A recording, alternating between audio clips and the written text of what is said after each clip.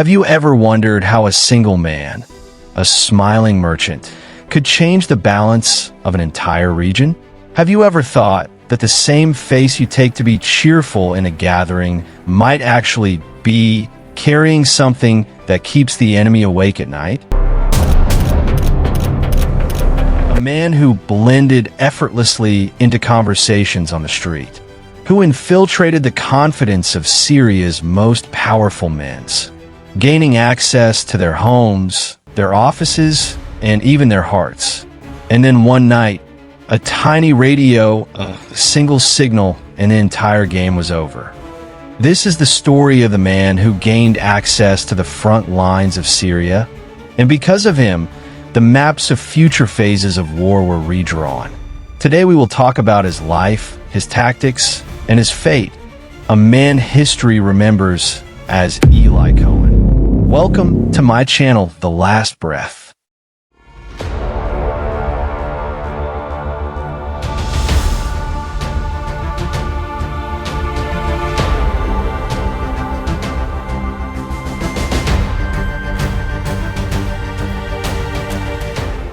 This man's real name was Eliyahu ben Shaul Cohen, but in the Arab world, he presented himself as Kamel Amin Thaabet. He was born in Alexandria, Egypt in December 6, 1924. Yet life sent him on a covert mission for Israel. He was fluent in many languages like Hebrew, French, English, Arabic, and Italian.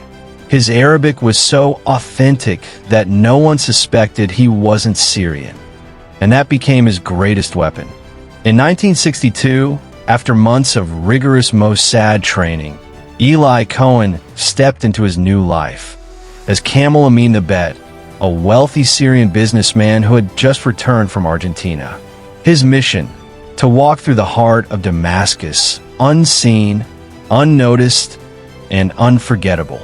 Kamel Amin Thaabet initially posed as a successful businessman, frequenting elite clubs and coffee houses and attending diplomatic gatherings. His flawless Syrian accent, polished manners, and lavish gifts quickly made him a favorite among the elite. He cultivated relationships with high-ranking officials and military officers, attending parties and becoming deeply embedded in the Syrian political elite. He moved through circles where ministers, military officers, and intelligence people met. And in that guise, he became accepted as a patriotic merchant. People considered him one of their own, confided secrets to him, and those conversations reached Israel a short while later.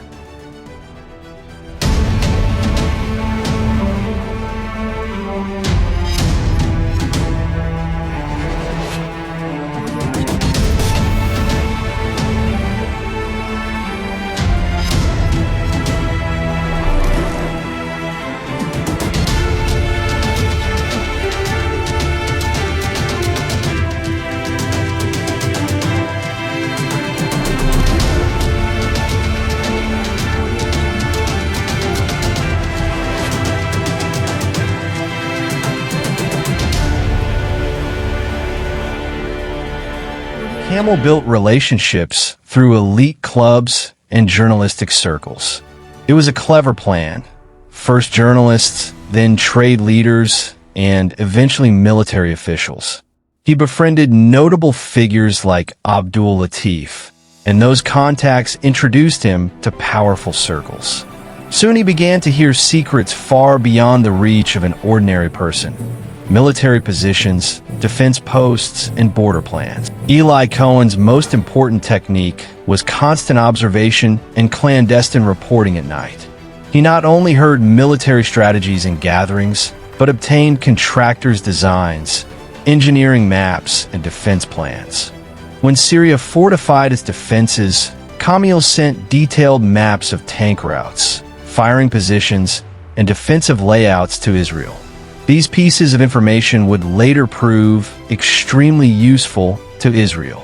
One of his most famous achievements was touring the Golan Heights fortifications and allegedly arranging for eucalyptus trees to be planted at each position to provide shade for the Syrian soldiers, a detail that helped map out the defensive structures.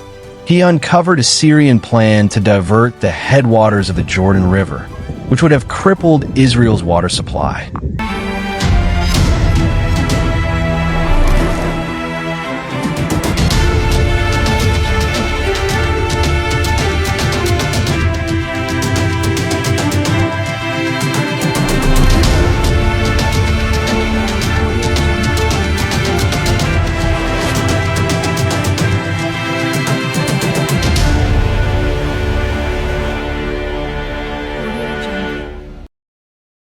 Kamel kept a small radio transmitter, often hidden beneath a desk pad or behind a curtain, and transmitted his reports at set times.